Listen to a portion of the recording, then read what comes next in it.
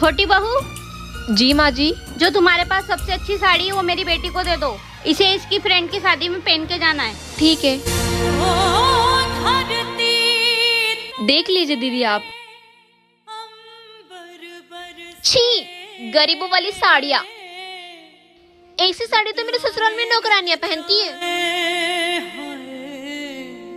Wow mummy, ये साड़ी कितनी सुंदर लग रही है। मैं यही पहनूंगी अपनी फ्रेंड की शादी में। हाँ हाँ बेटा, जो तुझे पसंद है वो तू लेके जा। तुझे किसी से पूछने की जरूरत नहीं है। सुनो, मैं आती हूँ तब तक इस बैग को यहीं रखे रहने देना। मैं आऊंगी तब एक एक साड़ी को गौर से लिखूंगी। आया समझ में? रुको।